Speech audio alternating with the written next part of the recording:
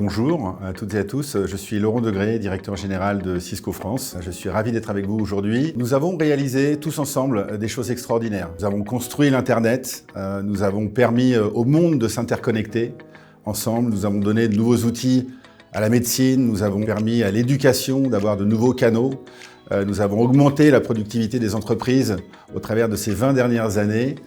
Nous avons aujourd'hui un défi, et à la fois un défi mais aussi une opportunité, et tout ça c'est relatif au réchauffement climatique. Nous nous sommes engagés à respecter les engagements Scope 1, Scope 2, c'est ce que fait Cisco, c'est sa production. Nous nous sommes aussi engagés, dans le cadre de ces accords, à respecter les engagements Scope 3 d'ici 2040. Et c'est là que nous avons tous ensemble un rôle à jouer, puisque Scope 3 concerne l'ensemble de l'écosystème.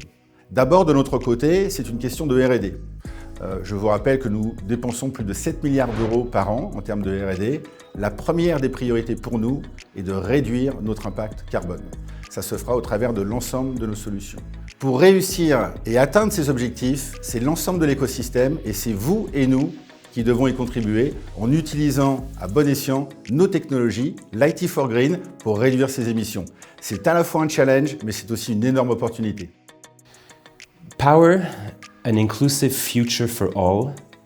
Cette phrase, elle est très lourde de sens et pour moi, elle définit très bien les contours de la stratégie RSE de Cisco en matière sociale et environnementale. Cisco a défini des mesures de performance. Ces objectifs ont été validés par l'organisme régulateur qui est la SBTi. Et globalement, l'action de Cisco s'inscrit sur trois axes. Le premier, la première grande famille, c'est tout ce qui est lié à la réduction de la consommation d'énergie.